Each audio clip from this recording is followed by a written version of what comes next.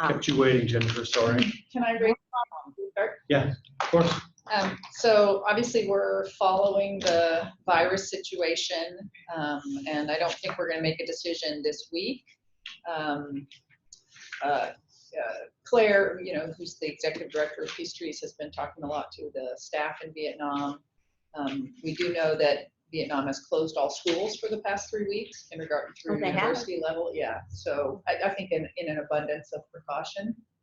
So it may be that some of the things we have planned to do, we may not be able to do, just depending on what the situation is. But I just kind of wanted to talk to people here and to see, kind of test, take your temperature as to whether you're concerned about it, not concerned about it. Jennifer, do you want to comment? Sure. So a friend of mine referred me to a great resource on the Johns Hopkins website where they track in real time where the virus not just has had an outbreak, but where people have become healthy. And when you look at Vietnam and the numbers of confirmed cases that they're tracking, again, it's fewer that, quite frankly, are currently in the state of California. So this to me does not seem like something I'm overly concerned about, given how well it seems as though the Vietnam government, from what I can tell, is handling things. I had the same, if the CDC says don't fly there, then probably we shouldn't go there. But if short of some alert like that, I'm very comfortable. Yeah, right now I'm not aware of any travel restrictions other than China. Nobody Right. else in Asia. No. So. No. And like she said, and it's not a super deadly virus. Generally not. Generally not. I think there's many more people to the flu than they are now to this virus, and it doesn't seem to be hits vulnerable people hard, but otherwise not. So I'm not concerned. I'll be disappointed if we have to cancel, but I understand if we do absolutely have to. But yeah. Hey, Hi. Correct. Ronnie, we're discussing the coronavirus. Just sort of taking people's temperature as to whether they're concerned, not concerned. Obviously, there are a lot of unknowns, and we're trying to get the best information we can. But so while you catch your breath, I've been in touch too. I've been in touch too with PeaceTrees several times. My position is very similar. I said the people in Dong Ha know best. If they make a decision, then I'm going to accept whatever they say. But I personally also am not very much concerned. Again, it's 96 million people, and I think they're under 20 cases. Which in Germany, I think they are now at 20 cases in 84 million or so. Cases of death? No, just people infections. who've tested positive. Yes. Testing positive? Yes. Yes. So it's a small number. Our itinerary doesn't really expose us to many crowded places. We could maybe tweak a little bit in Hanoi, which is the most crowded place, and we're going to be in some of them. So we could tweak a little bit the itinerary, but otherwise we are a self-contained traveling group in our own bus. We're going up to the highlands where the exposure is even less or even more remote, because it's really where people are traveling, particularly with prior exposure in China. I actually canceled my first program, UW with PeaceTrees, that was planned for 2005. And we postponed it and we went to 2007 because in 2005 we had the SARS outbreak. And that was very deadly. Yeah. And Hanoi was actually one of the ground zeros. So there were lots of people who died in Hanoi, including in the medical community, and we canceled. So I'm one who would certainly pull the emergency brakes if need be, but in this case, I think I'm also fairly comfortable with traveling, and it's also not a particularly deadly virus. It seems like 2 or 3%. Yes. Right. 2 or 3% out of millions, just 2 people. I'm with you entirely. Yeah. Have no intention of not going if we're going.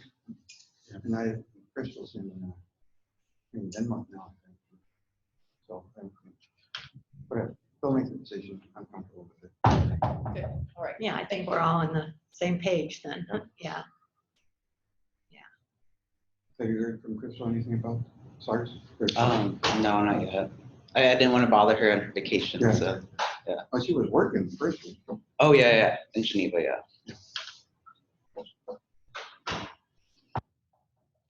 Okay. So I said, I think you went out or whatever. Yes, I yeah. said, He agrees with all this. I agree with you, basically. Yes, yeah, I heard, yes. Good, okay.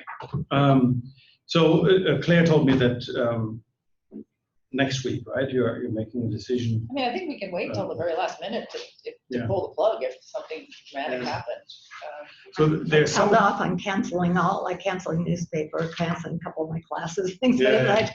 I've held off on all that, so I'll continue to hold off till that last week before. And I think as Crystal said when she was here, other than the airline ticket, most of the money went to PeaceTrees or is going to PeaceTrees, and so it would be easy to roll it over to another trip or to this trip next year if for some reason we had to cancel it. So Hopefully not. hopefully not. so there are some countries, I just read about Israel, for example, who are now banning travelers from certain countries that had exposure, Asian countries in particular. But again, if you read further into the article, they are not banning their own citizens, only foreigners who come from exposed countries. So I know that Claire was thinking, maybe we can't even leave Vietnam. I don't think so, because we're either, I'm a resident, but everybody else is a citizen. United States would then admit the citizens if they were travel bans and maybe then quarantine people. But That's why I figured we'd all be let back in, quarantine, if we were actually believed to be exposed. Yeah.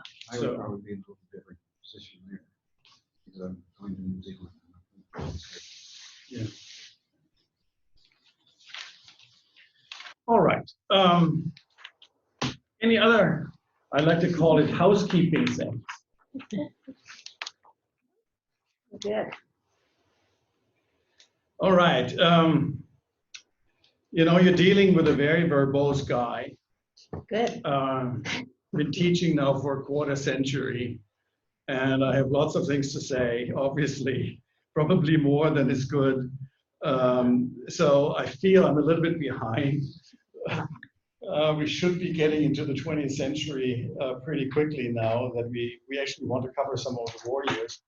But I continuously, I'm always amazed about this kind of earlier history that many people don't really know about Vietnam. We all have a kind of an idea about the war years, and even though many of those perceptions might be quite skewed too or wrong, in fact, as I will make a point in my lectures to come. But I do like to linger a little bit on the early history because it gives you a little bit of that foundation that otherwise wouldn't be there. Is there a Amazon have an Probably do in my curriculum. Let me take a look. I can do, get I'm you- sure, I do. Okay. I just have to find it. But because when we talk in the 20th century, early 20th century, when we talk about colonized Vietnam, I did want to last week linger a little bit more on the kind of the rise of Okay, Western my imperialism. mistake. I always have a couple and I don't have any. I'll get one. I need to replenish. So I wanted to linger on the rise of Western imperialism because as a non-Western historian, I always, in fact, find it amazing how poorly in Western societies Western imperialism has been understood as a phenomenon that is at the core of how the modern world is structured, and how we continuously find this kind of whitewashing language around what actually happened, particularly in the 18th and 19th century, which was basically a worldwide campaign of unprovoked warfare against other people and the establishment then of domination over colonial empires in competition, in nationalist competition by Western capitalist societies. And that is really one of the foundations for the modern world with all its inequalities and political problems. Just look at the maps of Africa, for example, the kind of unnatural borders that were drawn by people far away and all that. So and that's why I wanted to be a little bit more expansive to understand that the French, when they arrive in Vietnam in the 1860s, that they are not falling out of the sky. There is a long kind of ramp up to that moment that I wanted you and wanted my students, when I talk about it, wanted them to understand. We ended in the Opium War, the English-led campaign of flooding China with opium for basically greed motivations, I would say. And here again, I actually constructed an own course at UW campus on Western imperialism and anti-colonialism in Asia, precisely because I started teaching as an assistant professor on these issues and continuously ran into students, of course, much younger than you, but in students who thought, if they knew anything about the Opium War, who thought that it was because China flooded the world with opium, which is exactly the other way around. That's a common. I mean, I thought that before. Right? And Yeah. and given that we are seeing now in the last 30 years, maybe 25 years, a rise of Asia, driven by a real sense of grievance and nationalism and setting things right again, so that China would reclaim its role as one of the major empires in the world. That needs to be understood. This is not simply coming, out of nowhere, but out of a long sense of nationalist grievance, 200 years old now, of having been knocked off their pedestal. And again, that was one of the ways in which I started out to give you an understanding how central China is in the neighborhood over 2 millennia. Nobody could go to bed. No Vietnamese emperor could go to bed without thinking of China all the time, right? And the comparative weakness of China between, say, the 1840s and the 1970s or so is truly a historical aberration that we are now witnessing being rectified. Okay. So, but with all that said, I don't want to linger too much on the Opium Wars. If you're interested, you need to go to Wikipedia or any other source and read up on it. But we ended there to give you an understanding that there was a clear difference between South and Southeast Asia, the island world of Southeast Asia, and then East Asia. Right? And that the East Asia we had talked about in the previous weeks, moral order, very tightly organized states, political stability, but a little bit more closed off to trade and this kind of openness and cultural exchanges that were the hallmarks of South and Southeast Asia, with their comparative political fragmentation, political instability, but a thriving cultural and trade exchange world. Right? That is the big difference between East Asia and Southeast Asia. And Western imperialism, particularly under the English and the Dutch, brutally exploited that. Right? So they are, after the first millennium of mercantilist expansionism, are really elbowing the Spanish and the Portuguese out, who waste way too much energy on missionary activities. The English and the Dutch are early capitalists. They are not so much interested in that.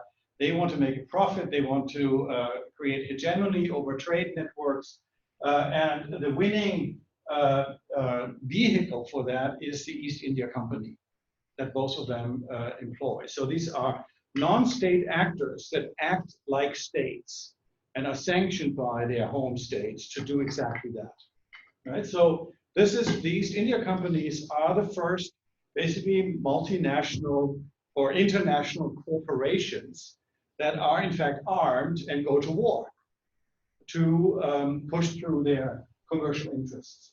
So then we move, as this has been established, we move into the next phase because of the industrialization coming. So the Industrial Revolution, the fifth revolution in the rise of the West. And that is where then the territorial control of India and the East Indies become really, really important for raw materials, markets, cheap labor. Okay, but that leaves out East Asia.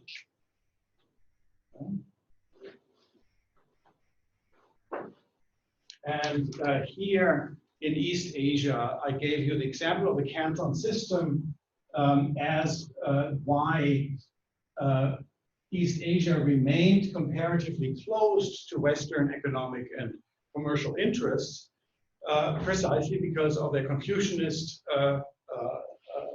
thought world and their comparative closeness to the outside world. Right? And that Canton system is, so to say, symptomatic for what needs to be destroyed from the viewpoint of the English and other Western commercial interests. Right? And the opium trade, the illegal opium smuggling is a way to destroy the Canton system. It provokes war with China. Eventually, the Chinese are fed up. They actually invade the Western warehouses in Canton. They wash millions of pounds of opium warehoused in Canton Harbor out into the sea. And the British merchants are going back to London to Parliament and are actually complaining and saying, you know, they destroyed our merchandise. And you, English Crown, you have to go to war because we were harmed. And you know, we should also mention here, to rescue English reputation, that there was actually pushback in Parliament, particularly the English Church pushed back and said, you know, you guys are really acting immorally. You have poisoned these people. You know that it's perfectly illegal by Chinese laws, and yet you persisted. So many people are now addicted to opium, and you have no case. But because Parliament is, of course, a reflection of the fourth revolution in the rise of the West, which is the political revolution which brought the commercial class into power, that prevails. And so a majority of the English Parliament is declaring war, is voting to declare war on China.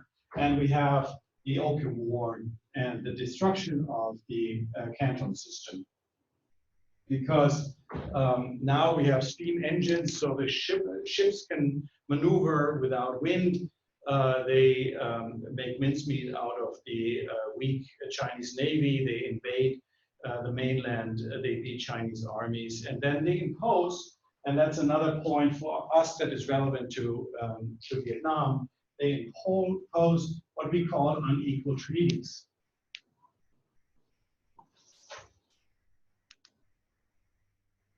And unequal treaties is the way to go for imperialists in the 19th and early 20th century. And they are exactly what it says. They're unequal.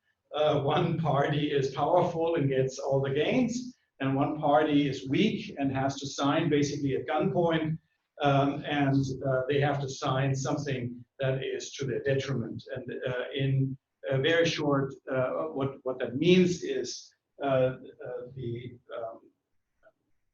recurring aspects of unequal treaties is that the weaker party has to pay reparations, war costs oftentimes to the victorious ones. They have to open more ports. They have to give some territory over to imperialist powers, so-called concessions. concession areas.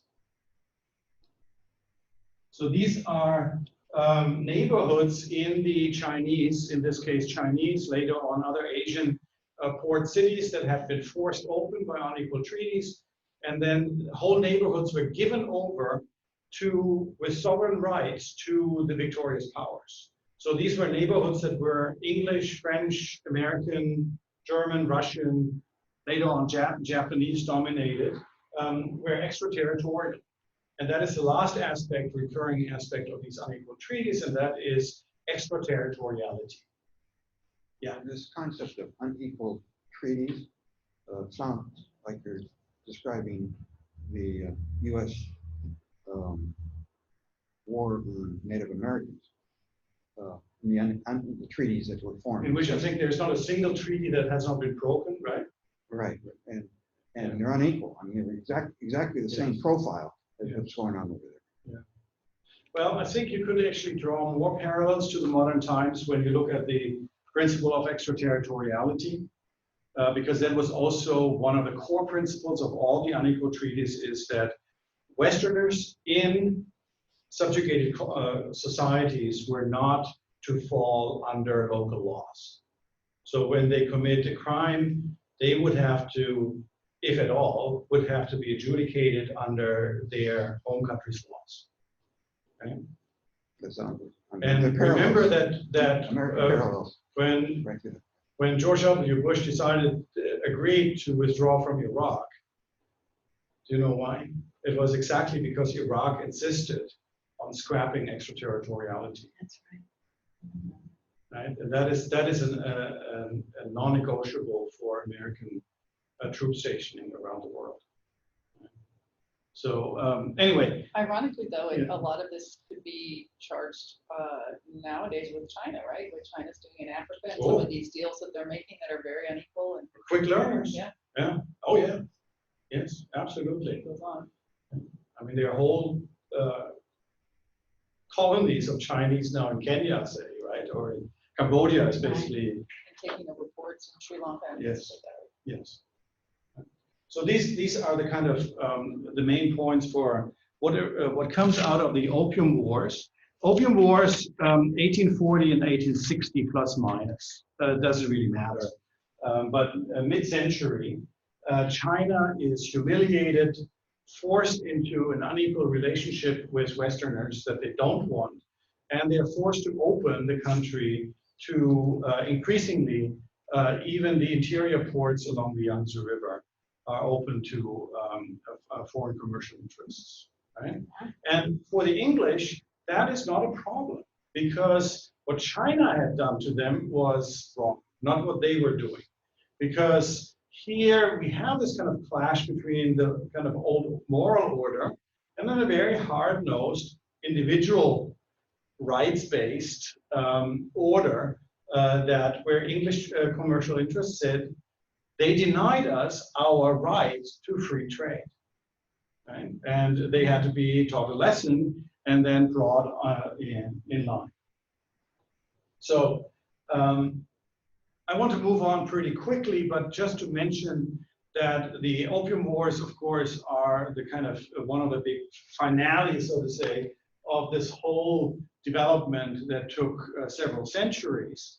But in the 19th century, we see then wars of expansion by Western powers into the rest of the as of yet uncolonized Asian territories. Right? And so this is 3 unprovoked wars against Burma by the British, which result in the integration of Burma into the British Raj of India. We also have a British meddling in the Sultanates of Malaya, which basically has the British as overlords on the strategically important Malay Peninsula. The British, in fact, rule northern Borneo, all to secure the shipping lanes into that rich East Asia, China being the big prize.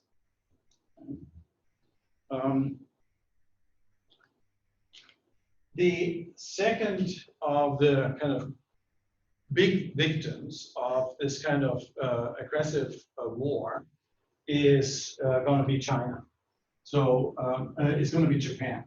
So the first one is China, Opium War, and thereafter. And the next one is Japan. And here in Japan, you will know that, or you might know that, in fact, it is not the English, but the Americans who are taking the lead. Commodore Perry, black ships. They sail into Edo Bay, Tokyo Bay.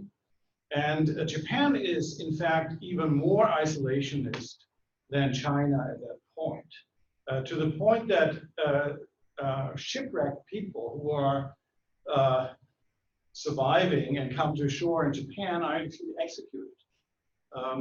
They have a similar canton system. They call it, it's actually based on the port of Nagasaki, which is similarly allows restricted trade, particularly for the Dutch.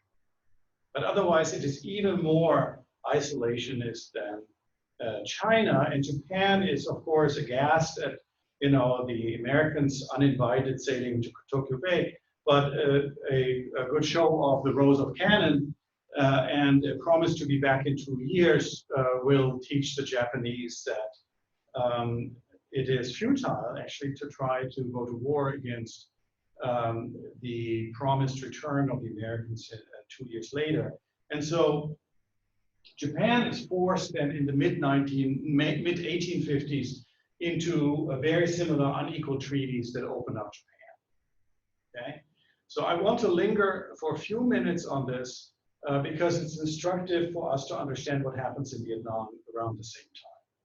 Okay, because what happens now is a huge shock to the old order, right? Which had, as you know, had been extremely stable and existed for, well, in Japan, hundreds of years, in China, almost millennia, right? And so one of the big questions for elites is, how should we react to that? And what is the way forward? Because they are forced to admit that obviously these are not your run-of-the-mill barbarians who have come to the shores that they have been dealing with in the tribute system for hundreds of years, less civilized themselves. Here they have to deal with people who have a technological edge which seems insurmountable. And how do we get to actually counter them? And there are two main schools of thoughts. And that will be very instructive.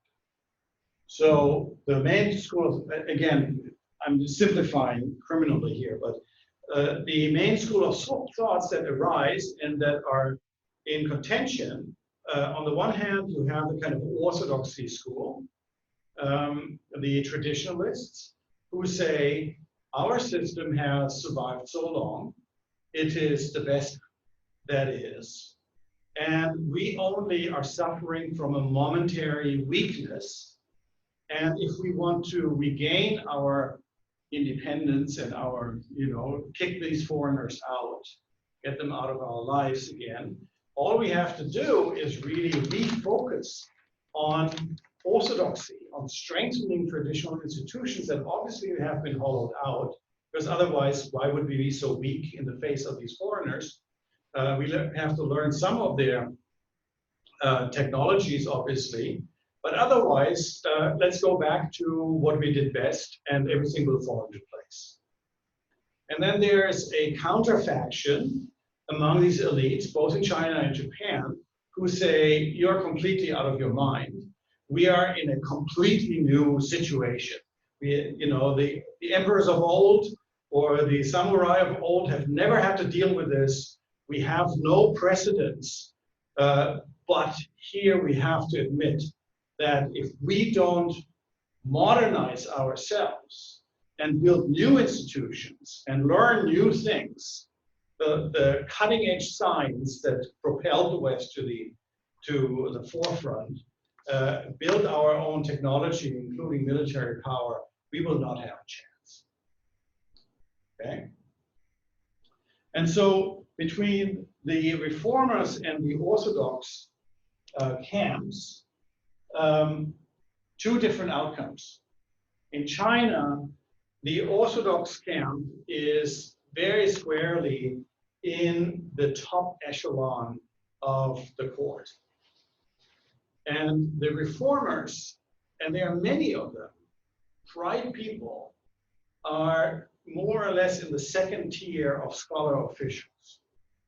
And they push, and they're actually trying in localities in some provinces, they have their own factories, they start building the first railroads, but they're continuously stymied by Orthodox resistance from the court itself. And so, paralysis. And paralysis means that China is pushed further and further into dependency and weakness and internal conflicts that will prove disastrous. Right? I mean, China was, by the end of the 19th century, oftentimes called the sick man of Asia. Right? It was, in fact, one of the poorest, the most desolate places, particularly for poor people in the hinterlands through much of the late 19th and early 20th century. Right? Another outcome in Japan.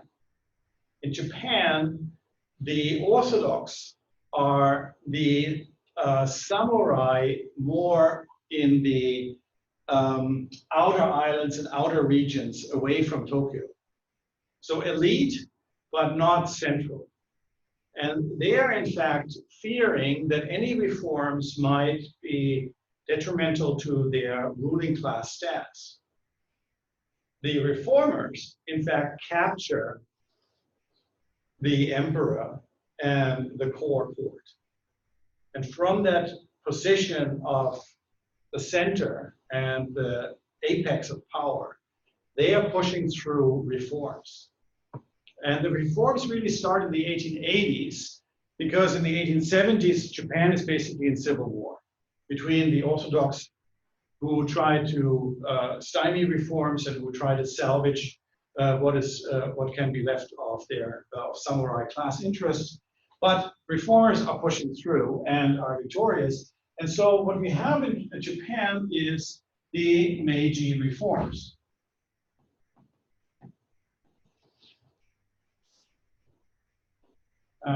And there are dates to it for those of you who want to learn more, 1868 to 1912, but really starting only in the early 1880s for good. So we're talking about maybe a period of 30 years in which Japan is like a sleeve, turned inside out, at great social costs. So these are years that Japanese commoners will experience as great upheaval. But elite pushed through from the top down a great program of modernization and indeed westernization, because Western fashions, Western manners, mannerisms are really the top that is aspired to by elites. But more importantly, what is happening here is in a matter of just a few decades, of basically one generation, maybe 1+ generation, you have Japan instituting Western modeled institutions, a standing army, compulsory elementary education in an area, East Asia, where you didn't have that, right? You had the meritocratic exam system, based on individual tutoring, but no elementary education, and industrialization.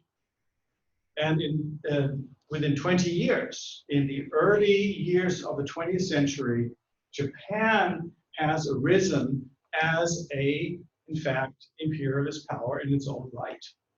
So it joins the Western club of imperialist powers with a powerful navy, with an industry that is now increasingly seeking natural resources on the Chinese mainland. That is one of the kind of background noises for Vietnamese developments as well. And it, in fact, is able to defeat Tsarist Russia in the early 1900s over their competition over who is to dominate over the Korean Peninsula.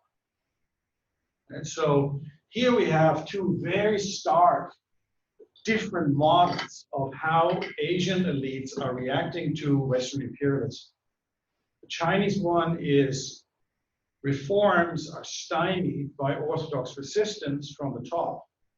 In Japan, it's exactly the opposite. And here I should mention that in Thailand, then called Siam, we have the reforms under King Chulalongkorn. Chulalongkorn,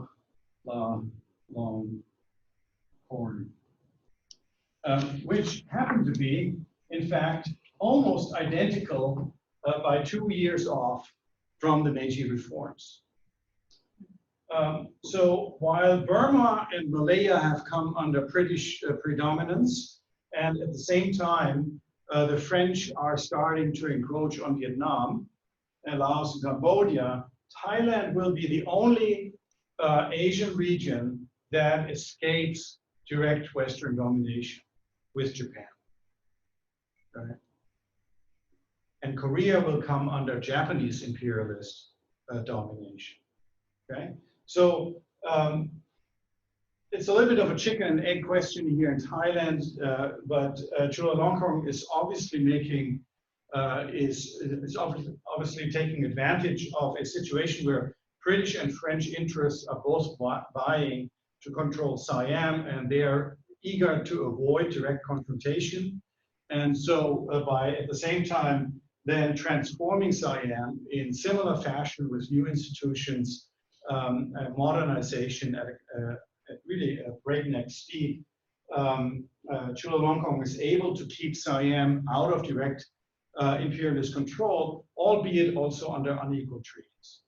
Right? So Thailand is dominated, comes under a certain type of indirect domination by Western powers, but escapes direct colonization. Okay? So this is the one model that obviously led to great benefits. Where does Vietnam land? And obviously you kind of anticipate the answer. Vietnam obviously lands in the China camp. Here too, Vietnamese elites of the Nguyen dynasty, established 1802, are of course aghast as they witness from afar what happens to their suzerain power, which is China. They're paying tribute to China. And they are witnessing over the years, over the decades, early decades of the 19th century, how China is humiliated and torn apart. And so you have the beginnings, of course, Vietnamese elites are talking about this. And what can we do? They have escaped, so to say, yet imperialist scrutiny because it was always a way station towards China, which was always the big prize. And here again, the Nguyen court itself is the one that stymies the reform impulses that come out of highly educated scholar officials of the kind of second tier. Okay. So now we have really landed back in Vietnam after our long detour into Western, rise of the West, Western imperialism, reform or orthodoxy, and we're coming back to Vietnam. Now,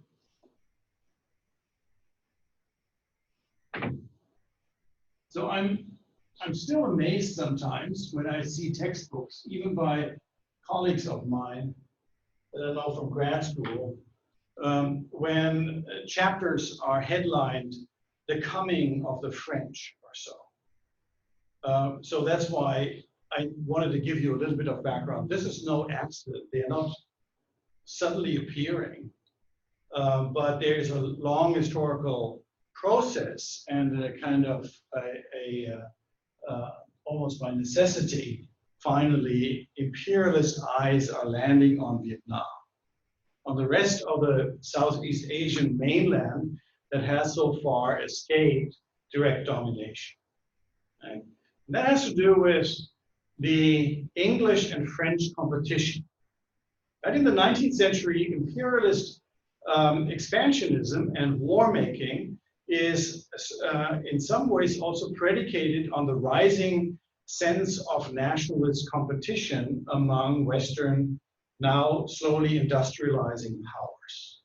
Right? Competition over natural resources and people that they can dominate and riches that they can draw out from other regions of the world.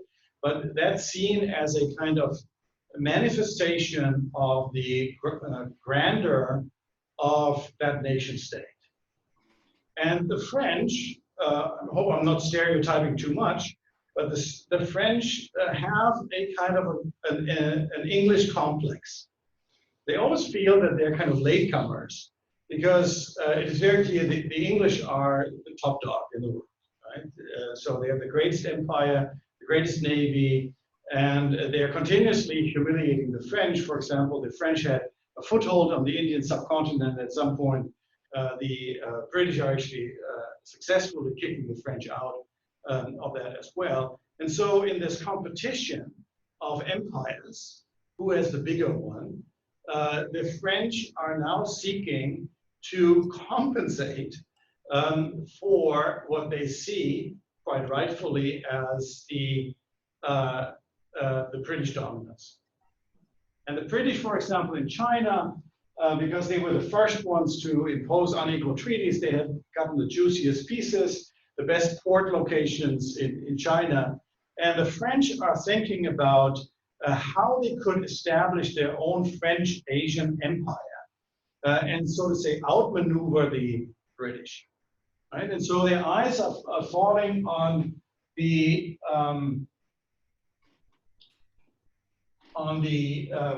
eastern mainland of Southeast Asia, Burma already on the western mainland, Burma and Malaya already under British control.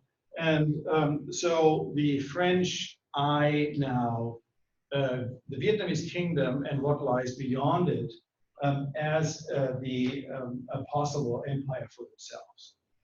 And they attack in 1858 for the first time.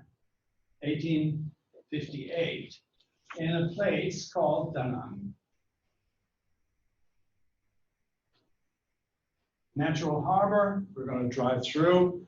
You will see, in fact, it's by now a very thriving city in central Vietnam. In 1858, a small place, just about a day's march or so south of the imperial capital of Hue. And here again, unprovoked, of course, invasion by the French. They have a beachhead in Da Nang, but they get bogged down. And they get bogged down because of the immediacy in which Vietnamese forces can be marched down to Da Nang to lay siege on the French forces, but also the French forces themselves suffer from tropical diseases. It's very marshy there. And so this is the initial foray of the French against the Vietnamese kingdom is unsuccessful.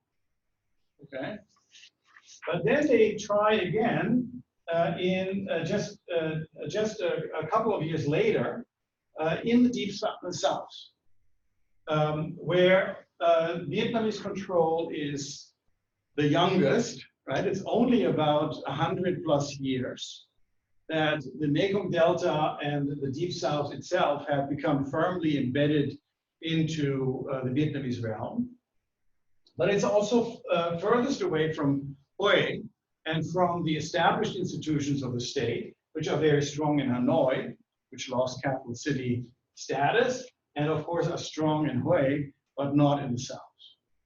Right? So in the south, the French campaign is successful, so let's say 1862 to 65, and by 1865 the French have defeated the Vietnamese forces sent south, and they are imposing the first unequal treaty on the Vietnamese king. Okay, and that unequal treaty says, so we are looking basically at Nguyen, Vietnam,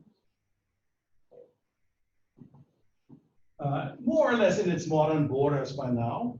The first unequal treaty says the Vietnamese kingdom has to cede the Deep South to the French.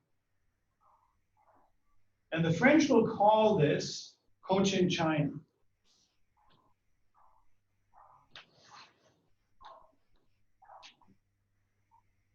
So the Deep South of Vietnam is lost to the French. And the Vietnamese king has no more power in this area. It is now a direct French colony. So F for French colony.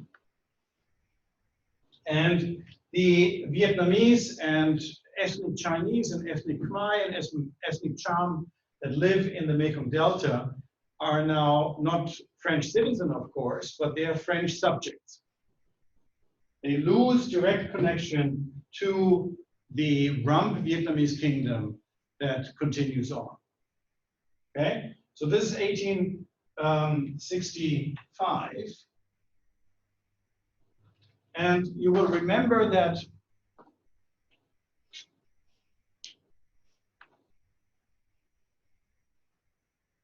coming from China is the mighty Mekong River that is emptying in a delta here in the Deep South.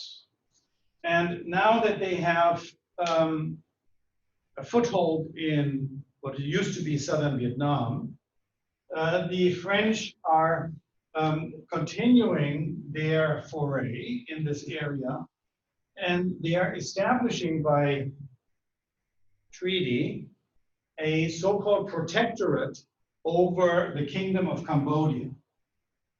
So Cambodia, and I'll write just P-O-R-T, protectorate. And the year is in fact 1865 as well. Okay, so just as they forced the Vietnamese to cede Cochin China, their emissaries are also in Phnom Penh and are getting the Cambodians to, by treaty, accept the French as a protector power over them. And in this case, it actually comes pretty close to reality. I say, how is it so easy for them?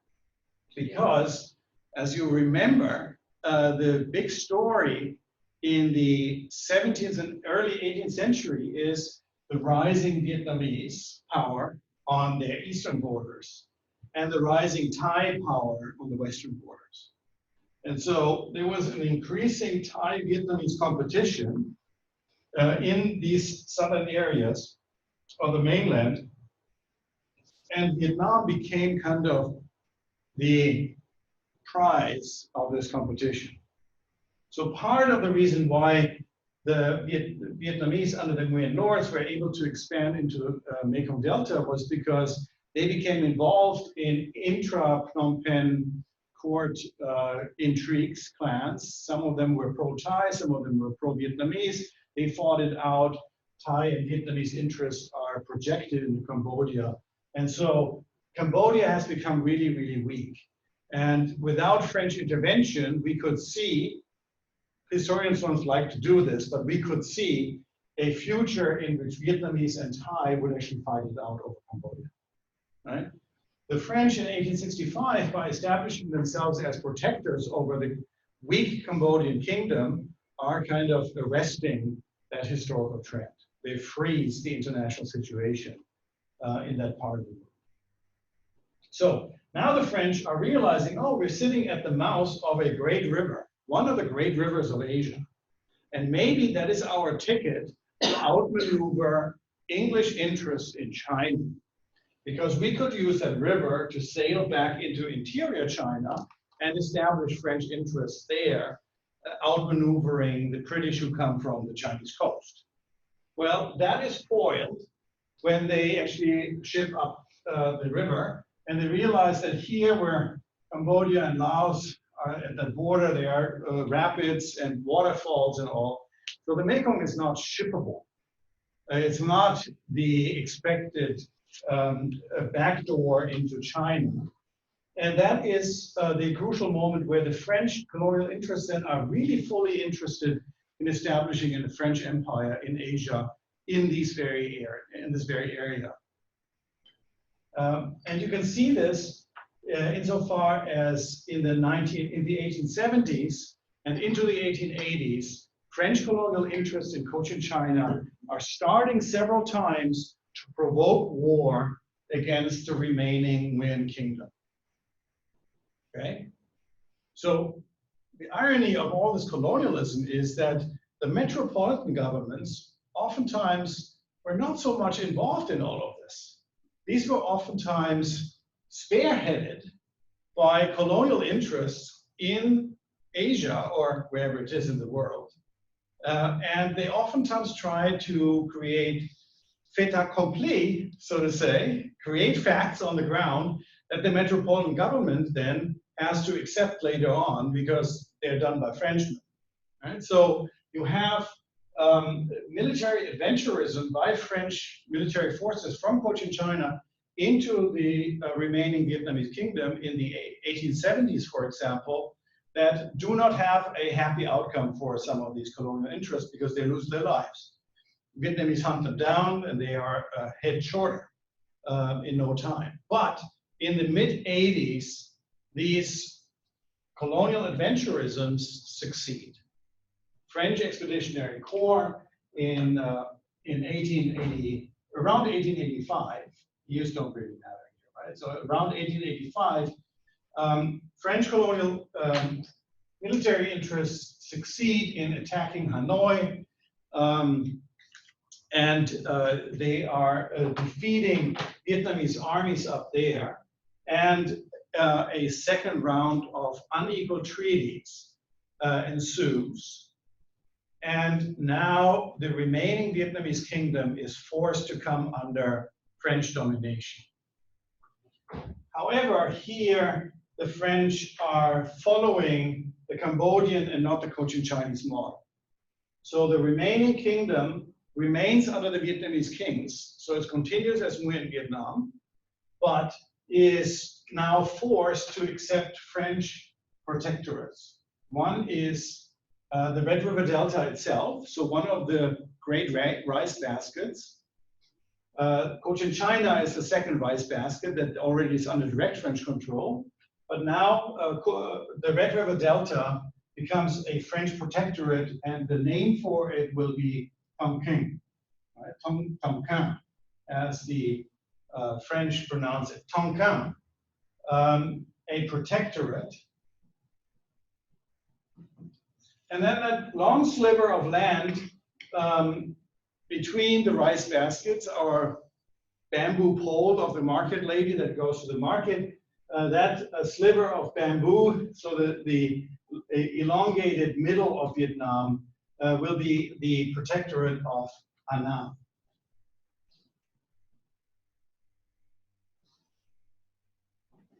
So in fact, the word Vietnam ceases to exist. The kingdom itself had called itself Vietnam in the beginning. Chinese didn't like that, and they forced them to change it to Nam Viet. And then the Nguyen kings eventually called it Dai Nam, the Great South. Not the Viet South, Vietnam, but Dai Nam. And now Dai Nam itself becomes divided into the protectorate of Tonkin in the north and Annam in the center. So now that the French are in control of all of Vietnam, the colony of Cochin China and the protectorates of Annam and Tonkin, they will now in fact call the Vietnamese Annamite. So these are Annamite, and eventually they will start to believe that there are some Tonkinois and Annamite and then Cochin Chinois, and they're kind of trying to see that they have different characters and all that. But behind that is a desire to eliminate from popular consciousness any idea that there's a uniting Vietnamese identity. Right? So Vietnamese the word Vietnam or Vietnamese, in fact, by the 1920s, in the rising nationalist counter movement against colonialism, it becomes, in fact, a subversive word. Right? So if you're talking about in the 1920s and 30s about the Vietnamese, you immediately show yourself to have revolutionary and anti-colonial inclinations. Right? In the 30s, when the French are cracking down majorly against nationalist uprisings, we have accounts of people who are about to be executed, guillotined by the French, and the last word that they are uttering before their heads are severed is Vietnam, right? So Vietnam becomes this rallying cry precisely because the French had tried since the 1880 to eliminate the word and create these kind of artificial separations. Tonkin, Annam, Cochinchina. Okay? And to end this story, we add Laos, and that is 1893. Laos becomes also a protectorate. Laos, like Cambodia, weak kingdom that had been under suzerain power of the Siamese Thais. And here in 1893, the Thai, in fact, are losing out to the French when Laos is integrated into that French Empire. Okay, so that is the time of Chulalongkorn's reforms, very successful to keep Siam out of direct Western domination, but it comes at the price of having to accept some territorial losses and some indirect domination. Okay, but now that we have these 5 areas, we can now conclude this geography lesson. And now we have that French Empire, and they call it Indochina. Jennifer, is this still in the picture? Absolutely. Okay, Indochina. And you can read this? Yes. Okay, great. So Indochina, the French call it l'Indochine française. So French Indochina. And this is the moment where I always come to my students with another mental bridge for them to easily remind themselves what this important information is all about. And that mental bridge is my hand, or your hand, and that is, this is French Indochina. It has 5 parts. It has 1 colony and 4 protectorates. And that is an important distinction. So it has the protectorates of Laos and Cambodia, and then the Vietnamese protectorates of Tonkin and Annam. But the directly French-ruled colony of Cochinchina, with now Saigon as its main hub, from which the French are dominating the whole area. Okay, so what's that called? What's that called? Saigon or where? Saigon is the French capital of Cochinchina. But what do you call that? Oh, that's Cochinchina. Cochinchina. Okay, the colony of Cochinchina. Okay. So the French rule Cochinchina directly with a governor. They don't rule directly Laos, Cambodia, Tonkin, and Annam, because there the old order is continuing under what is increasingly now puppet emperors, local kings, but under the orders of the French. And the French here call themselves résidence supérieure. Okay, so superior residence, I don't know. My French is not particularly good, but they call themselves résidence supérieure. One sits in Hanoi, one sits in Hue, one sits in Luang Prabang, and one in Phnom Penh. Okay, and they are, of course, the whispering voice behind the throne of the local potentates. Okay, and then over all of them, the governor in Saigon, the résidence supérieure in Hue, Phnom Penh, Vientiane, and Hanoi, sits the overarching highest French official, which is the governor general, and he sits in Hanoi. Okay, so Hanoi has actually 2 French officials, the local Tonkinese Président Supérieur, and the Indo-Chinese Governor General. And when we're in Hanoi, I will show you both of their palaces, which are still in existence. One is the current presidential palace of Vietnam. That is the Governor General's palace that the French built. And the other one is the Résidence Supérieure Palace, is now used as a probably very posh government guest house for visiting dignitaries. Okay? And we'll walk by both of them when we look at the remaining French colonial architecture that you can still see in the cityscape of Hanoi. Okay? So I lingered a little bit on Cochin China, and I do want to do this a little bit more because of what's to come.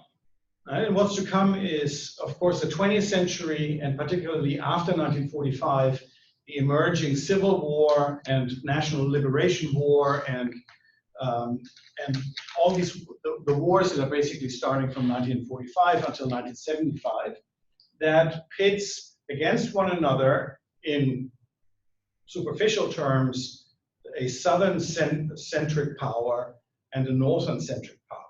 Okay, Saigon against Hanoi, even though it's much more complicated, but let's keep with that. One of the reasons for that split emerges in the special status that Cochin China will have as of 1865. Cochin China was disconnected from the Vietnamese kingdom. Okay, so these were French citizens who lived there. Now there is, of course, some, people can move, especially in the 20th century, from one to the other. But those who come from Annam and Tonkin don't have subject rights, residential rights that those who live in the colony have. The more important point is as follows, and that is, as of 1865, the old Vietnamese order, and it is a moral order, is destroyed. It's no longer there. And what emerges, therefore, is several generations into the 1920s who develop in social, cultural, and economic terms in very different ways from their Vietnamese others in Tonkin and Annam. Right? Because the Vietnamese in Tonkin and Annam are now under a double layer of authority. They still continue to obey the Vietnamese crown with their local administrators, right? Scholar officials, administrative structure, just like in China, down to the local level. They would pay their taxes to the Vietnamese king, perform their labor, and so on and so on. And many, particularly until about World War I, will in fact in their whole lifetime never see a Frenchman, right? Because the French are ruling indirectly as protectors, so to say. And there's the second layer, the more important layer of French authority, is oftentimes for the masses is invisible. But in Cochin China, these people come under direct French control, French administration. And of course, these are French laws, French institutions, French ways of doing things. So in other words, what emerges here is a new stratum of Vietnamese upstarts, I want to call them, who see their chance in making their fortune under the French. And who would blame them? Because that is the reality that they're given. Okay? And they can't aspire to, road learning the Chinese classics for years to prepare for the exam, because there are no exams left in Cochin China. The only upward mobility in classical Vietnam and China and East Asia was through the examination system and through scholarly bureaucratic careers. Okay? Well, that avenue is cut off. But now the French need different kinds of people. First of all, they need interpreters. They need also the lowest level administrators. So they need to have, at least basic literate people who can perform menial office tasks, and they need people in their increasing commercial endeavors in Cochin China. So in other words, there's a juncture now, and the socio-economic developments in Cochin China deviate from those in Tonkin and Annam. Right? So in other words, it's no secret. I mean, if you stay with me, you obviously know where I'm going.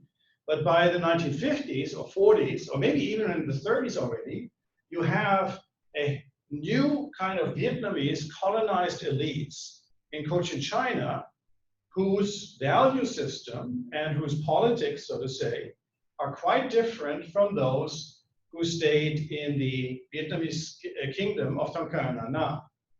Okay?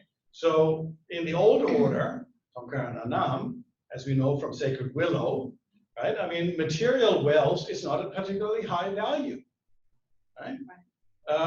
But in Cochin China now, you have around World War I or so, by the 1920s certainly, a new stratum of elite Vietnamese, colonized Vietnamese, who are actually quite wealthy, who are playing the game that the French have given them, and who have profited by going along with the French, interpreting for them, going to their schools, learning their trades, becoming involved in, say, land speculation in the Mekong Delta, and profiting from it, right? So if we fast forward to the 1950s, 60s, and early 70s, and one of the big stories of the war years in Vietnam is, of course, that kind of southern-centric power versus the northern-centric power. And here's clearly the core of Vietnamese anti-colonial nationalism is centered naturally on Saigon, because that is where it has the deepest roots in a kind of pro-wealth elite stratum of society that, of course, never developed in Tonkin and Annam under the royal order. Okay. So this is probably a great time to take a break because now we're going to go into the 20th century very quickly, very soon. But let's take a break of 6-7 minutes or so, just to powder our noses and take a breath. Sounds good. So we have 35 minutes left or so, and I want to confess of what's to come, and that is I'm going to cheat a little bit, and that is I'm going to have you for next week watch a lecture on YouTube that I gave 3 years ago in February 17, a public lecture for the Alumni Association in our biggest lecture hall, 720 paying guests. I mean, even with 2 decades of experience, it was a little bit of a daunting thing, but it was great. But the history department has an annual lecture series that is very popular among our alumni, where our historical faculty is giving public lectures on a theme, unifying theme for the year. And 2017, as the centennial of the Russian revolutions, first the Menshevik and then the Bolshevik ones, the theme was revolutions.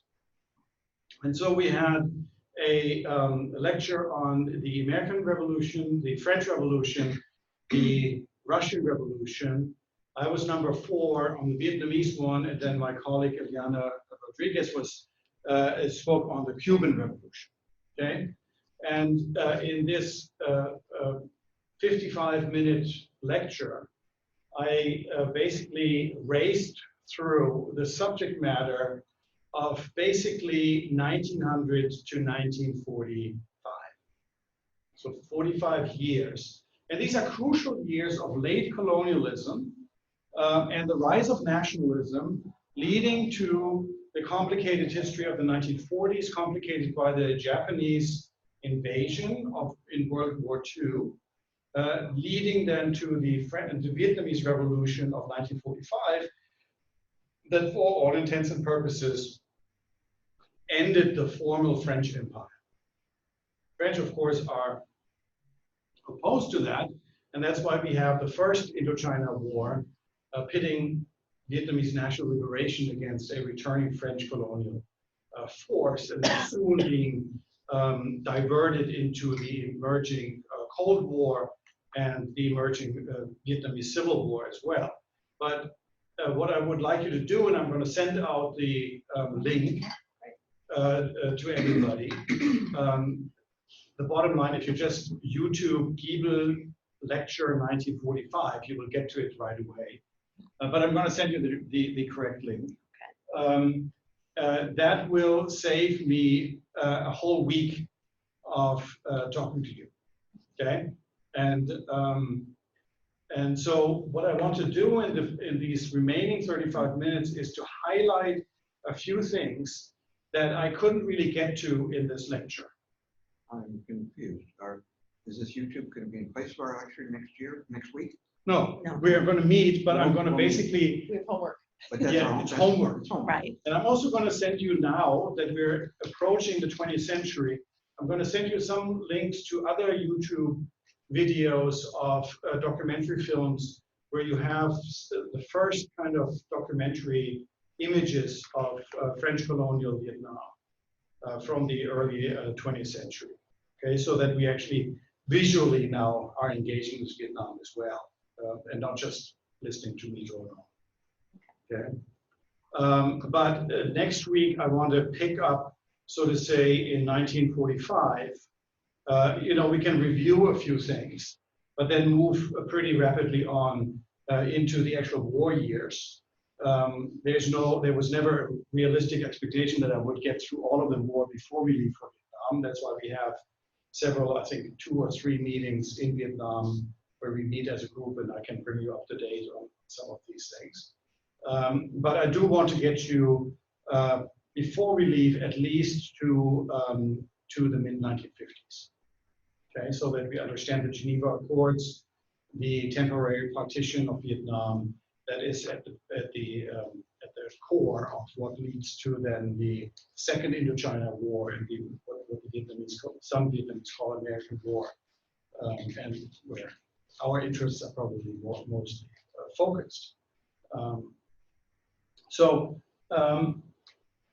In this lecture, I will talk about the early anti-colonial resistance leading up to World War I, and then how it is split between activists who are going abroad and activists who are staying in country. Among the activists who are going abroad is the future Ho Chi Minh.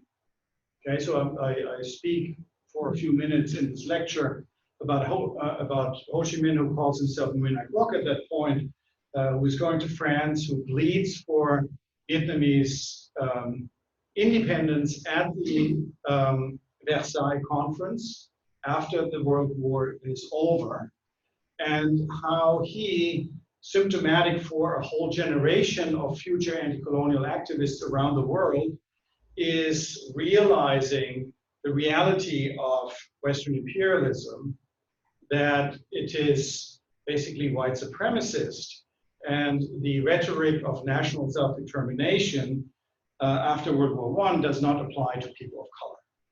Okay? So national self-determination leads to the independence of Czechoslovakia and Yugoslavia and Hungary and such. But the old Ottoman Empire and the German and Japanese empires in Asia will be basically divided up among victorious Western powers, under the pretext that these Asians and others are not yet, quote unquote, ready to govern themselves. Right? So that was one of the major lies of Western imperialist rhetoric about the supposed lack of civilization and self-knowledge of colonized peoples. And I want to talk about this a little bit today. But just to give you an idea of the broader trajectory, and in the 1920s, oftentimes these two movements of outside activists and domestic activists are merging again. The 1920s as a very, very interesting decade of what I call fermentation, where the upheaval of World War I has triggered, like in so many other areas of the world, a youth movement and a deep questioning of long-held assumptions. Right? So you can see this in many Western societies as well, the kind of crisis, but also the kind of sense of departure that arises in the 1920s after the great upheaval of World War I, of the Great War.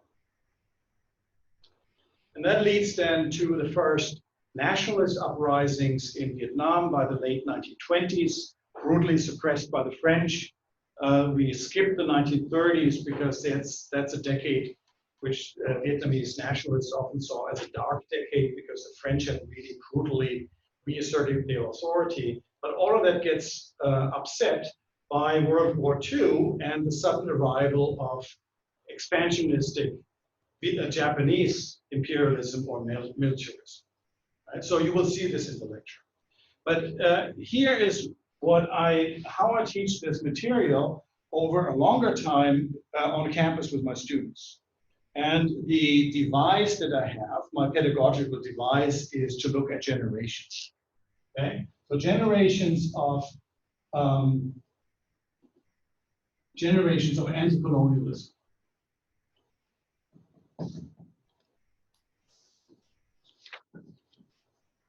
And please remember that there is this other story of the rise of a new social economic elite in Cochin China that I'm not capturing here, right? But because generation number 3 will ultimately be the one that is successful, I want to follow along this for a second. And there are 3. And in my lecture, I cut out number 1. So the online lecture, you will, without me mentioning it, it starts basically with the leading exponents of generation number 2, which is the one that is in many ways the most heroic one because they have absolutely no power. It's just a smattering of maybe 200 intellectuals and early patriots or nationalists, early nationalists, who really, in the fog of history, are trying desperately to find a way forward. And they are then eventually path breakers for the young generation of anti-colonialists, number 3, arising in the 1920s, who really then make their mark on Vietnamese history. And that will become clear then in the lecture. But I want to just tell you a little bit about the first generation of anti-colonialists, and usually we talk about this as the Gan Vuong movement. Gan Vuong, so it's the U and the O with the hooks on it. So Vuong, Gan Vuong, which means aid the king. Support, come to the aid of the king movement. I cut this out in the lecture, but I just want to spend just a few minutes on this. Because they are the last hurrah of the old order. Okay, so Gan Vuong is a movement that starts around 1885, right at the moment when the French have imposed the second unequal treaty on Vietnam that establishes the Tonkin and Da Nang protectorates over the Vietnamese kings. Okay? And there's actually fighting in Hue. In July, there's always a day in early July in Hue where people all over the city are burning incense and making public contributions to the memory of the many hundreds, if not thousands, who died in the fighting in Hue between the French and Vietnamese in 1885. And now the French are in charge, basically. Right? They have imposed themselves as protectors over the kingdom, and lo and behold, the 4th king of the Nguyen dynasty, which starts very strongly, as you remember from last week, the first, second, third, fourth one dies. So this is of old age, right? And now the French almost immediately are starting what will become a pattern of power politics. They're manipulating the court. And the court, as you know from the late dynasty, there are always factions in it and clans. And they are trying to then impose themselves and make sure that the kings on the throne in Hue will be pliable ones. And they will be what many Vietnamese later see as puppets of the French. Okay? So as this happens, elite scholar official leaders at the court are conspiring to try to get the French out immediately. And they do this by focusing on the new king, who happens to be underaged. And so the military and civilian highest officials of the Nguyen dynasty, under the cover of darkness, so to say, they are whisking this minor king out of Hue, and with military escort and all, they make for the hills, which you can see when we're in Hue. You will see on the one hand the ocean, on the other side the hills. That's what central Vietnam is all about, right? Now that I have a green marker, I might as well show this again. Right? The mountains on one side, the ocean on the other. Okay? And in good old fashion, as you've heard before, they are raising the righteous banner of rebellion against the French. Right? This is something that you find in the annals of East Asian histories multiple times. Right? The moral order has been upset. An illegitimate new force is in town. And the way to protest that is to raise the righteous banner of rebellion, call out to the population that the righteous order has to be reinstalled. And in this case, the underage king, who is now fled the French in the foothills, and that's where they're trying to rally now the population to fight against the French. Okay? A very classical, traditional posture of rebellion and protest. And the French are, of course, not playing that game. And they find it very easy to outmaneuver this rebellion of Can Vuong. And instead, they are now looking at a different clan in the royal court that is obviously more pliable to the French.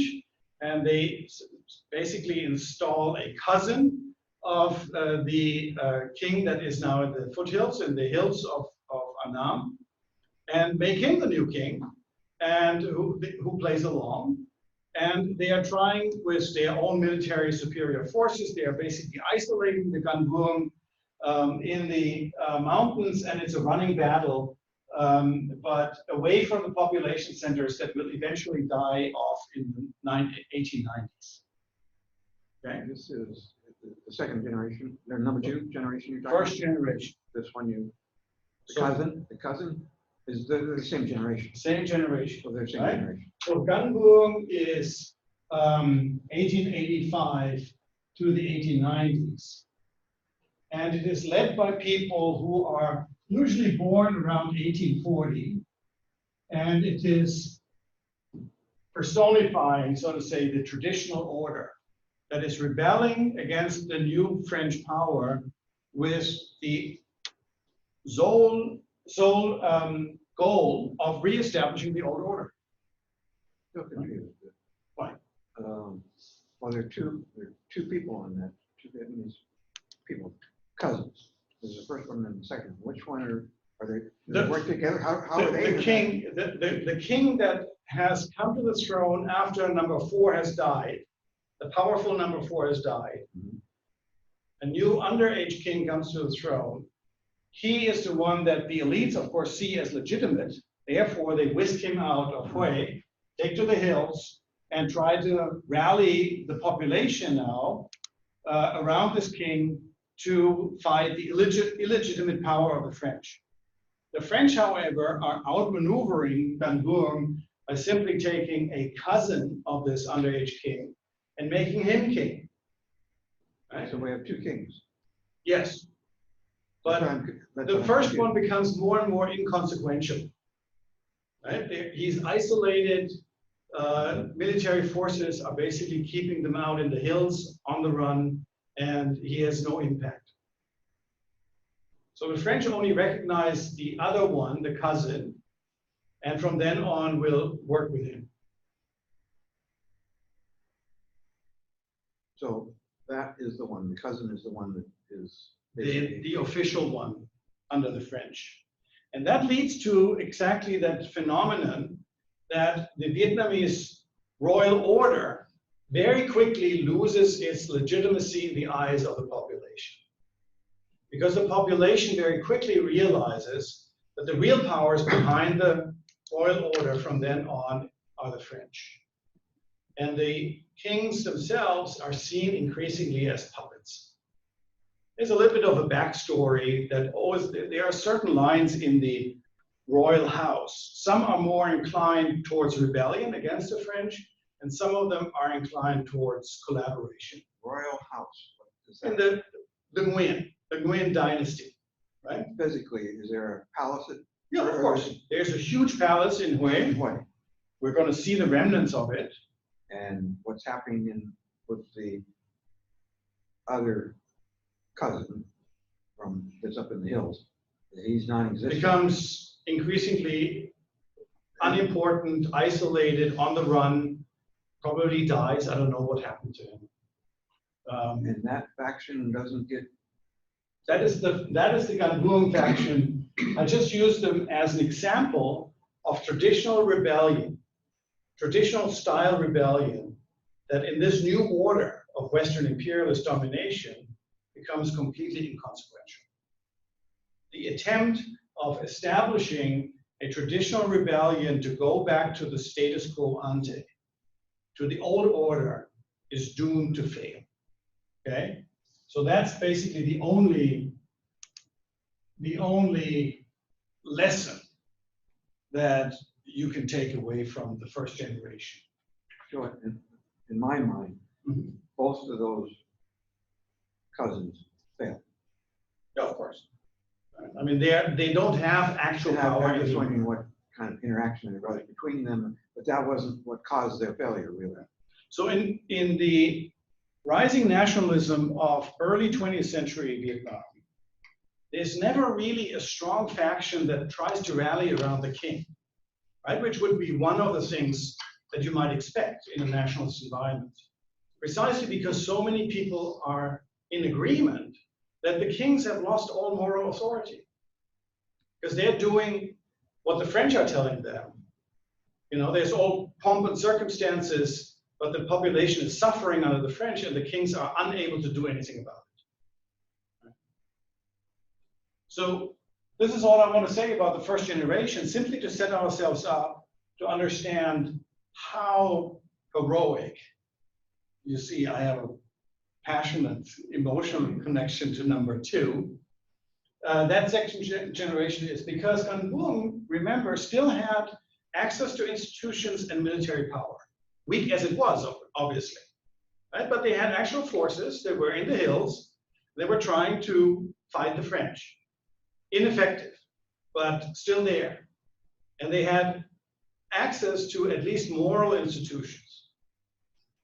Now, the second generation is completely different because they don't have anything of that sort.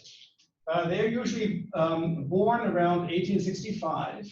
They're still scholar officials that are in the leadership, but they have absolutely no military power and no access to institution power. But they are people who were trained in the old order. Remember, they are born 1865 or so. They have experienced 20 years of the Vietnamese kingdom without the French until 1885. And then just when they are 20 and poised to take their position in the traditional order as scholar officials, their world falls apart. Right? So these people are, of course, the best and brightest of their generation. And yet, because of that, they realize very quickly how hopeless their situation is. And so what makes them so heroic is not that they were successful, because they weren't, but that they were persevering despite everything. And this is what I tried to lay out in my lecture on YouTube in a little bit more detail. But I do want to have you keep in mind that the second generation, that I don't call second generation in my lecture, in my public lecture, had predecessors who tried actually to fight the French to recreate the old order and completely and utterly failed. Right? And that explains why the second generation, despite their despair and their hopelessness, are carrying on. Right? That's why I call it the fog of history, in which they are gingerly finding the next step to take. And they do that, of course, by going out to start talking to intellectuals in China, in Japan. They're trying to learn from Meiji Japan. Some of them will send young patriotic youths to Japan to study. Others will, in fact, go to France and Siam, and mainly to the Western countries, and try to study the institutions there. But they all do this, of course, under the constant threat of being exposed by the French Secret Service and being imprisoned, if not worse. So this is a very heroic generation who numbered only in maybe 200, without any power that they could rally on, other than their sheer despair and willfulness of saving the nation. And there's no king in that generation. There's, of course, the king continues in Hue, but as puppets under the French. The same one that was there in the No, from that earlier different. generation. They're changing now, right?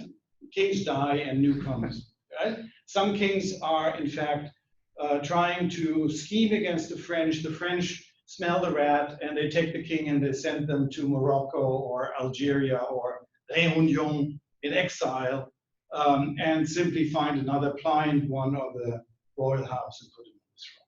So don't focus too much on the kings, because the kings have lost moral authority. They are pliable in the hands of the French, and the French do whatever they need to do to keep up the pretense that the Nguyen house is still continuing. Okay? Did the second generation have a name, their movement? Or not really? Not really. It culminates in 1907 in the Tonkin Free School.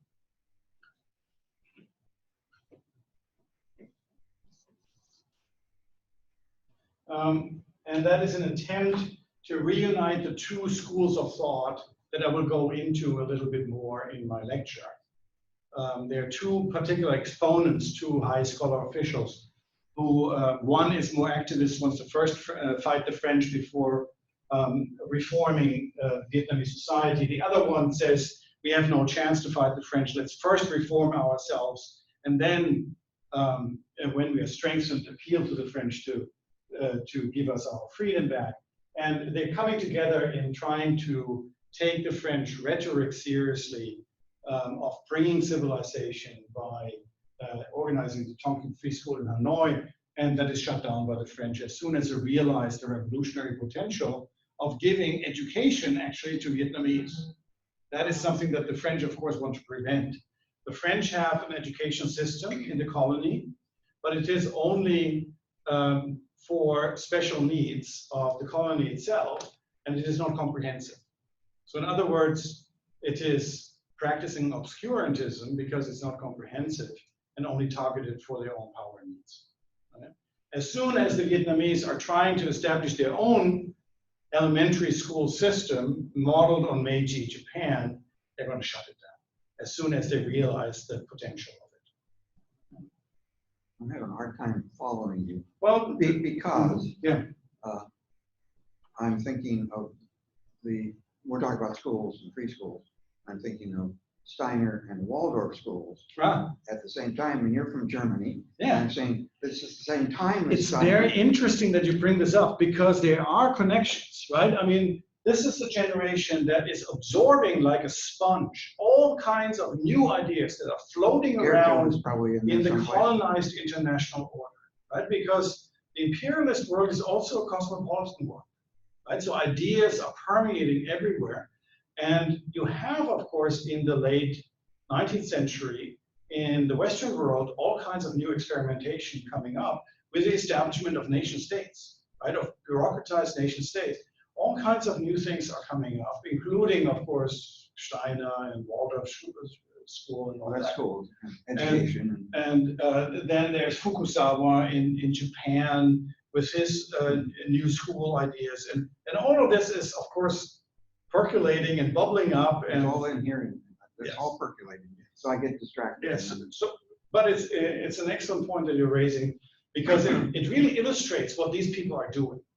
They are so ineffective in actually confronting the French because they have no power. They have no institutional military power, but they are very effective in keeping, so to say, the flame burning and in integrating into a next generation important new ideas and impulses. And that is why I'm kind of so, emotionally kind of connected to that generation. The third one will become very clear in the lecture. The big break here is that the main leaders of the third generation are very young, right? These are old guys.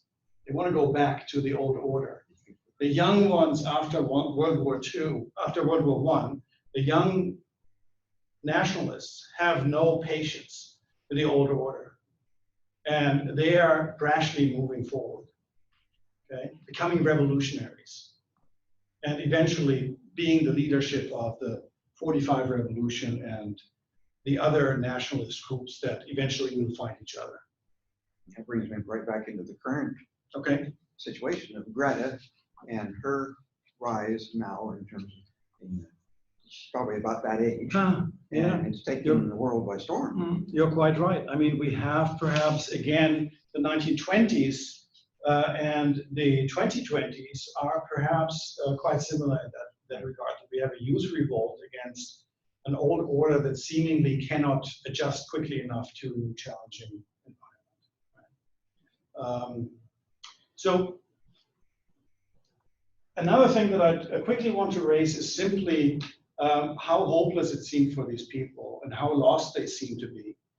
Because they are also not only fighting their own military and institutional impotence, but they're also fighting a rhetorical field that is set up by Western imperialist powers. Talking about the second generation. Second generation. And that is just one missing puzzle piece for you to understand French colonialism is that Western imperialism never comes, of course, by brashly admitting what they're doing, right? We want to extract resources and cheap labor from these, right? The great big sucking sound of the wealth transfer from the colonies to the metropoles in the 19th and early 20th century. Of course, Western imperialists are, and they believe it themselves, are setting up what I call a rhetorical field that seems to justify a domination by Westerners over non-Westerners. Right? And in the French case, it's called the La Mission Civilisatrice, so the civilizing mission. And in the Anglo-American world, it was called the white man's burden, which I actually like even better because it really encapsulates the kind of racist or the racial aspects of the racist assumptions behind it, that it's just a white man who is bringing civilization, the white man who actually only has civilization, and people of color do not have civilization. Right? So when we talk about this rhetorical field, so number 3 we're not going to cover, but white man's burden or civilization bringers.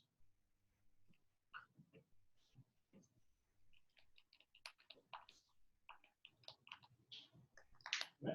We have the assumption that became absolutely almost universally believed in Western societies, that Western societies were the only ones who were dynamic, who had history, who had civilization, and who were naturally, therefore, superior to non-white people. Right? So the origin of our deep-seated racist structures that are now institutional as well is really that kind of white supremacist thinking that emerges in the territorial imperialist phase of Western expansionism. So by the late 18th century. And they're not allowing them, they're preventing them from obtaining education.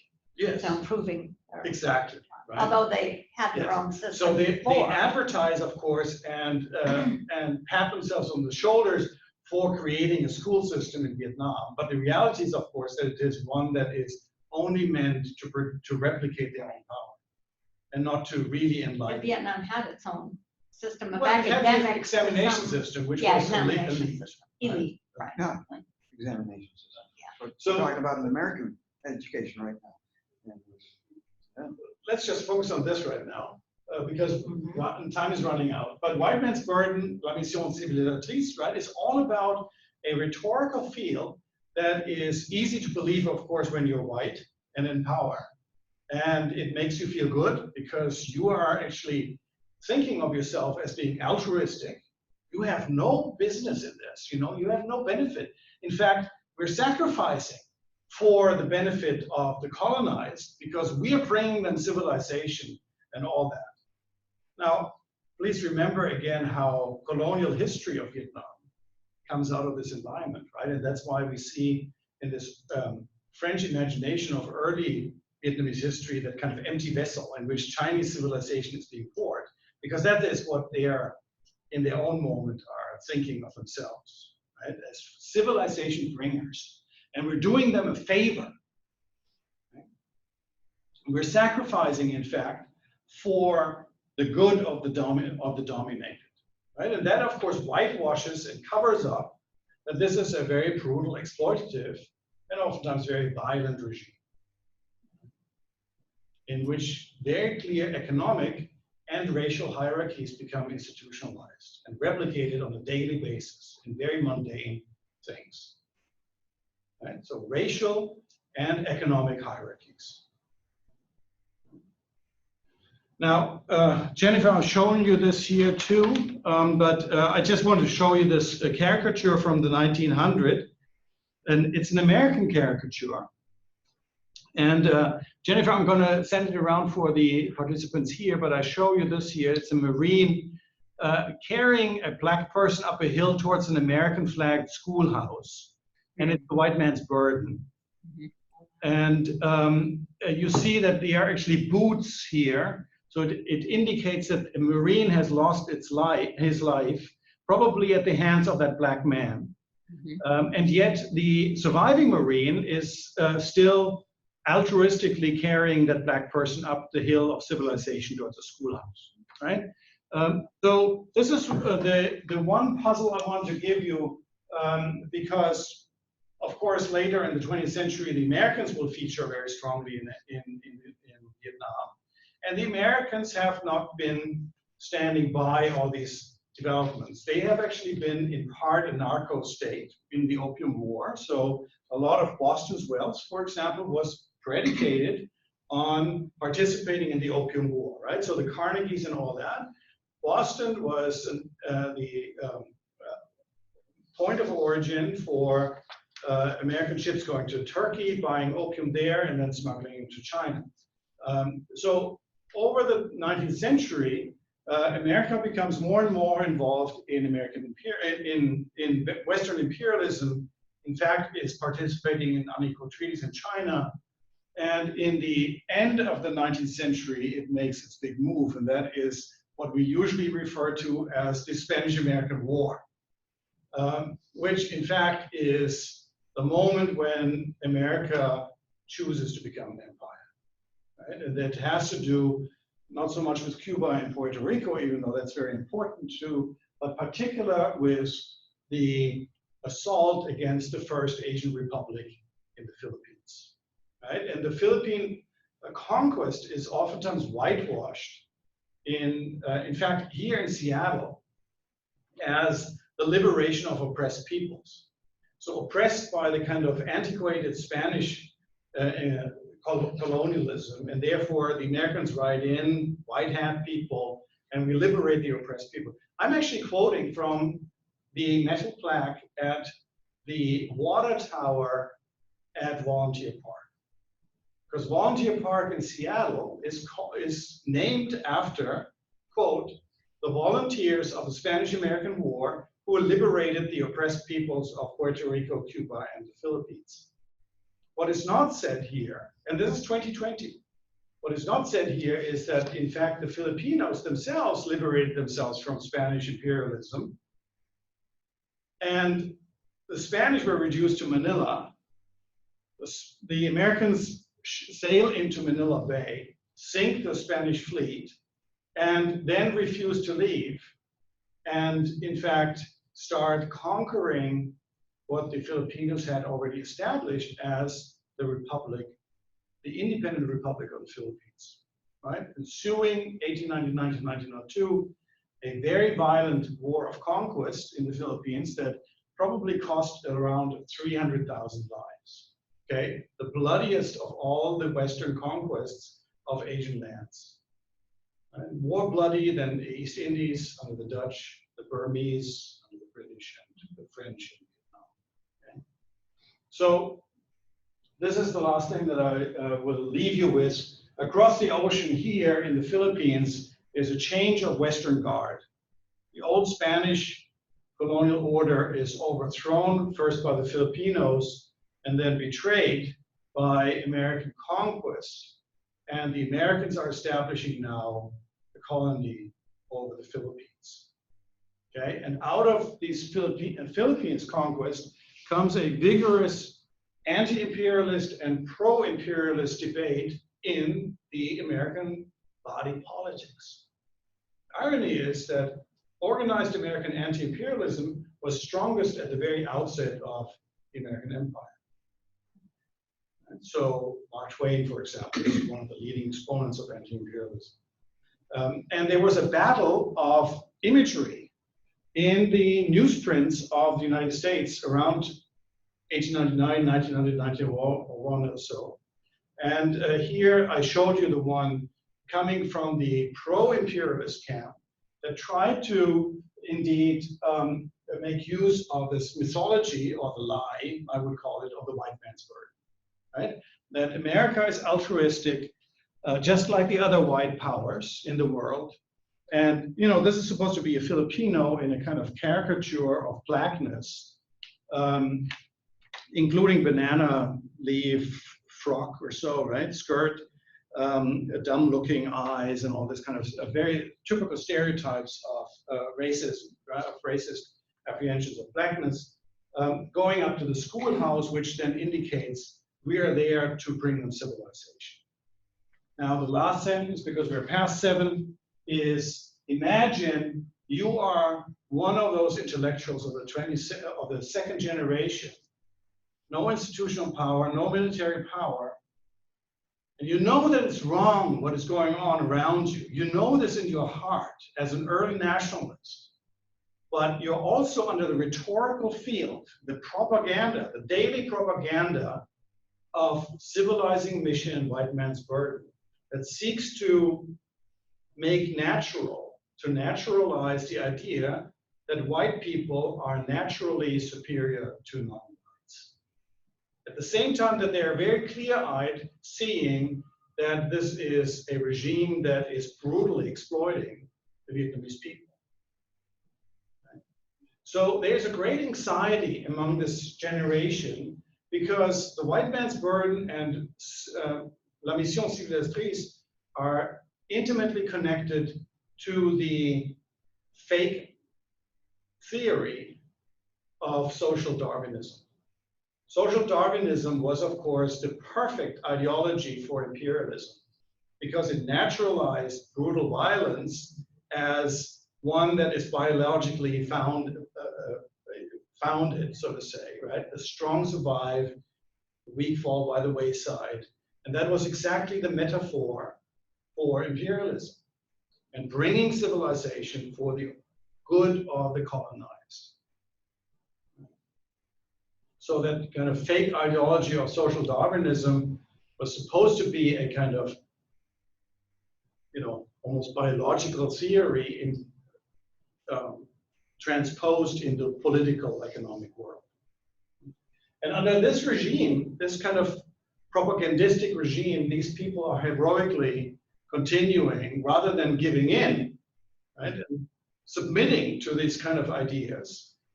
They are carrying on until the third generation can really bring a movement to bear in the 1920s. Okay. Epilogue, so to say, is that this kind of racist notions of racial hierarchies are so deeply embedded in the psychology of the colonizers and the colonized, right? That we are still grappling in 2020, still grappling with this because it's a process that has to be unlearned because it has been learned by generations over time, right? Colonized too are initiated in this thought world. They themselves start to believe in their own inferiority. They have to unlearn it just like white people have to unlearn their sense of superiority that has been baked into their own culture and institutions. Okay, so I'll leave you with that. Watch the lecture that will carry you to 1945, explain also the great upheaval of the 1920s on the one hand, and the great upheaval of World War II and the so-called Japanese interlude that will lead to 1945 and the attempt to abolish colonialism and establish independence as a natural right. Okay. So that's it. Sorry, I went a little bit over time, Jennifer, too. Sorry. Oh, great. Thank you very much. Yeah. Good. All right. Thank you.